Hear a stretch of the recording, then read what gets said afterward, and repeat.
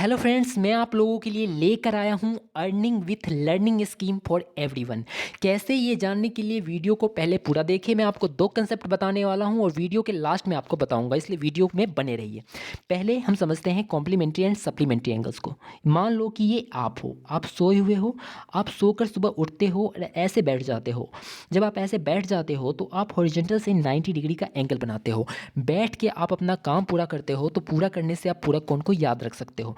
Then जब आप group में सॉल्यूशंस देते हो तो आपको कॉम्प्लीमेंट्स मिलते हैं। ये सब करने के लिए आपको उठ के बैठे रहना पड़ता है, यानी 90 डिग्री के साथ एंगल बनाए रखना पड़ता है। इसलिए आप याद रख सकते हो कॉम्प्लीमेंट्री एंगल्स का मीनिंग है 90 डिग्री से रिलेशन।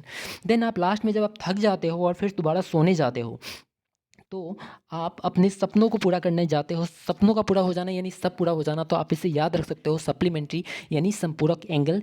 जब दोबारा सोने जाते हैं तो 180 डिग्री का एंगल बनाते हैं, तो आपको याद रहेगा complementary means 90 and supplementary means 180। जब दो एंगल का सम 90 डिग्री होता है तो कॉम्प्लीमेंट्री कहे जाते हैं, जब दो एंगल का सम 180 होता है तो सप्लीमेंट्री कहे जाते हैं। ये आपका थीटा एंगल है और ये 90 माइनस थीटा इसका कॉम्प्लीमेंट्री एंगल हो गया, एंड 180 माइनस थीटा जो है वो इसका सप्लीमेंट्री एंगल हो गया। सप्लीमेंट्री माइनस कॉम्प्लीमेंट्री एंगल का डिफरेंस जो है वो 90 डिग्री का होता है। ये मैंने लिख दिया हुआ है यहाँ पे। इस क्वेश्चन को देखते हैं। इस क्वेश्चन में कह रहा है कि ये दोनों समपूरक कोण है, यानी सप्लीमेंट्री एंगल्स बना रहे हैं, यानी इन दोनों का जो सम है वो 180 होना चाहिए। 29 प्लस 17 यानी 46x होता है, इक्वल टू 180 माइनस घटाएंगे हम 55 प्लस 33 को, यानी 180 में से हम 88 को घटाएंगे तो आ जाएगा हमारा 92, यानी x की वैल्यू 2 आ गई। ठीक है, x की वैल्यू 2 आ गई तो आपसे पूछा है 37x माइनस 33 का पूरक कोण यानी कॉम्प्लीमेंट्री बताना है। 37 इंटू 2 74, 74 माइनस 33 कितना होता है, 41 होता है। अब इसका आपसे कॉम्प्लीमेंट्री पूछ रहा है तो 90 से आपको माइनस करना है, यानी 49 हो जाएगा आपका आंसर, और यही आपका आंसर है इसका। ठीक है, अब दूसरा क्वेश्चन देखते हैं।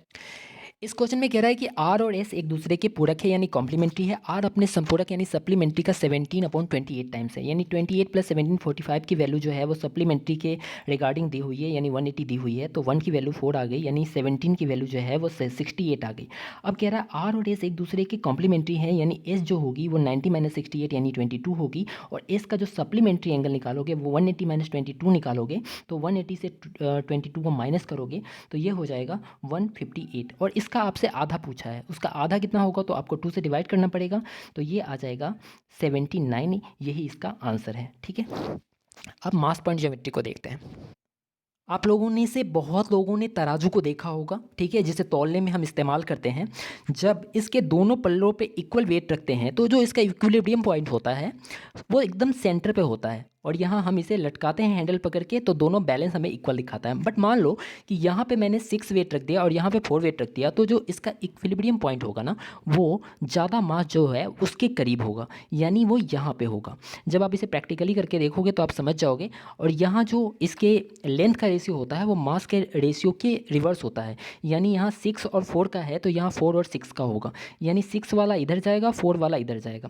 ये M1 है, ये L1 है, ये M2 है, ये L2 है। और आप इसे ऐसे याद रख सकते हो कि M1 into L1 equal to M2 into L2 होता है, और ये दोनों इक्वल बैलेंस रहते हैं। 6 into 4 24, 6 into 4 24। M1 upon M2 equal जो होता है वो L2 अपॉन L1 होता है, और जो इनका वेट है वो इक्विलिब्रियम पॉइंट पे ये ऐसे रहता है, यानी यहाँ पे 4 है और यहाँ पे 6 है, तो जो इसका इक्विलिब्रियम पॉइंट होगा, जो इसका मास पॉइंट होगा, उस पर जो वेट होगा वो 10 का होगा, 6 प्लस 4 का। चलिए क्वेश्चन को देखते हैं, आपको क्लियरली समझ में आ जाएगा। चलिए इस क्वेश्चन को समझते हैं। यहाँ दिया हुआ है AO रेशियो OD 5:2, यानी यहाँ पे 5 है और यहाँ पे 2 है, ये लेंथ है। तो इनका जो मास होगा ये यहाँ वाला यहाँ आएगा, यानी यहाँ पे 5 आ जाएगा, और यहाँ वाला यहाँ जाएगा, यानी यहाँ पे 2 हो जाएगा। यहाँ दिया हुआ है FO रेशियो OC 1:3, यानी 1:3, यानी यहाँ पे 1 आना चाहिए और यहाँ पे 3 आना चाहिए। ठीक है, अब देखते हैं हम कि यहाँ 5 प्लस 2 यानी सेंटर पे 7 हो रहा है, और यहाँ 3 प्लस 1 यानी सेंटर पे 4 हो रहा है। दोनों अलग अलग हो रहे हैं, यानी हमें क्या करना है, 7 इंटू 4 28 बनाना है हमें। 28 बनाएंगे तो हमारा बैलेंस हो जाएगा।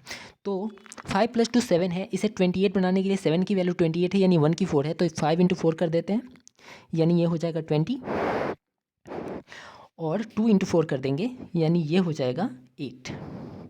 वैसे ही 1 प्लस 3 यानी 4 की वैल्यू 28 है, यानी 7 से मल्टीप्लाई करना पड़ेगा, यानी 1 इंटू 7 करेंगे यहाँ तो हो जाएगा 7, और यहाँ 3 है, तो 3 इंटू 7 करेंगे तो यहाँ पे आ जाएगा 21।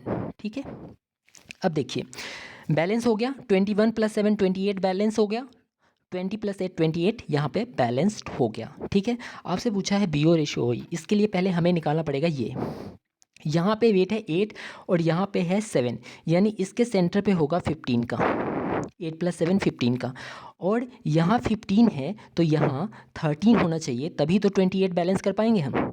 तो यहाँ पे 15 आया, यहाँ पे 13 आया, तो लेंथ इसके जस्ट रिवर्स होगा, यानी यहाँ 15 होगा और यहाँ 13 होगा, यानी बीओ रेशियो ओई जो होगा वो 15:13 होगा। ठीक है, अब दूसरा क्वेश्चन देखते हैं।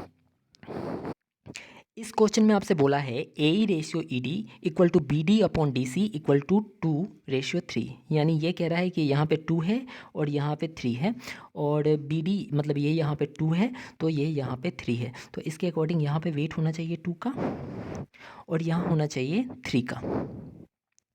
वैसे ही यहाँ पे होना चाहिए 2 का और यहाँ होना चाहिए 3 का। अब हम देख रहे हैं 3 + 2 5 हो रहा है और यहाँ 3 + 2 5 हो रहा है। ठीक है, बैलेंस्ड है, हमें कुछ करने की ज़रूरत नहीं है। अब हमसे क्या कह रहा है कि ए सी इक्वल टू 760 है। ठीक है, सॉरी यहाँ पे 3 + 2, यहाँ पे 5 आना चाहिए, बट यहाँ पे आ रहा है 2, तो हमें क्या करना पड़ेगा, इन्हें 10 बनाना पड़ेगा, यानी इसके हमें 2 से मल्टीप्लाई कर देंगे और इसे भी हम 2 से मल्टीप्लाई कर देंगे, तो ये 6 + 4 यानी 10 हो जाएगा यहाँ पे। वैसे ही यहाँ 3 और 2 आ रहा है, यानी इसे हम 2 से मल्टीप्लाई करते हैं, इसे हम 5 से मल्टीप्लाई करते हैं, तो इसे भी 5 से मल्टीप्लाई करना पड़ेगा। ठीक है, तो ये हो जाएगा आपका 15, ये हो जाएगा 4, तो ये हो जाएगा आपका 4 और ये हो जाएगा आपका 15। अब आपसे क्वेश्चन में कह रहा है कि ए सी की वैल्यू यानी 19 की वैल्यू 760 है, यानी एक की वैल्यू 40 है। जब एक की वैल्यू 40 है तो आपसे पूछ रहा है ए एफ का मान, ए एफ इक्वल टू 4 है तो 4 × 40 करोगे तो हो जाएगा 160। अब चलिए काम की बात करते हैं। हम मिडिल क्लास स्टूडेंट्स लोग ऐसे एग्ज़ाम देने जाते हैं, उसके बाद हमारा पेपर, उसके बाद पता चलता है हमारा पेपर लीक हो गया। एग्ज़ाम का वेट करते करते ऐसे हो जाते हैं बट हमारे रिजल्ट्स नहीं आते और जल्दी सपने पूरे नहीं होते। तो मैं आप लोगों के लिए ये स्कीम लेके आया हूँ कि जब हम एक दूसरे की लर्निंग करते हैं तो हम एक दूसरे से सीखते हैं। जब सीखते हैं तो हमें किसी को पे नहीं करना पड़ता, यानी किसी का बैच नहीं लेना पड़ता। तो अगर आप अपने किसी कंसेप्ट को किसी दूसरे को सिखाना चाहते हो तो आप मुझे वीडियो बना के दे सकते हो। आप जो वीडियो बनाकर दोगे उसका 60% जो अर्निंग होगी वीडियो से मैं आपको दे दूंगा, बाकी 40% जो बचेंगे उस 40% से मैं बेस्ट सॉल्वर्स, एडमिन्स वगैरह इन सबको पैसे दूंगा। तो ये ग्रुप और ये चैनल आप लोगों का है, अगर आप इसे जुड़ के बड़ा बनाएंगे तो आप गवर्नमेंट से सवाल पूछ सकते हैं तो हमारा रिजल्ट डिले क्यों होता है, पेपर लीक क्यों होता है, ये सब चीज़ें पूछने के लिए, जानने के लिए अभी हम लोग टीचर्स के पास जाते हैं, कहते हैं सर थोड़ा वो कर दो, हमारा क्यों नहीं आता, और टीचर्स हमसे पैसे लेके और हमारी बात नहीं सुनते। वो उनका क्या फ़र्क पड़ता है, रिजल्ट आए या ना आए उन्हें कोई फ़र्क नहीं पड़ता, बट हमें तो पड़ता है ना। तो चलिए दोस्तों, इस ग्रुप को और इस चैनल को एक साथ जोड़ के इतना बड़ा बना सके कि हम गवर्नमेंट से सवाल पूछ सके और बिना टाइम वेस्ट करे हुए एक दूसरे को सिखाते हुए अर्निंग भी कर सके। अगर आपको ये वीडियो सही लगा, अच्छा लगा तो इसे अपने दोस्तों के साथ लाइक, शेयर, सब्सक्राइब जरूर करिएगा। Thank you.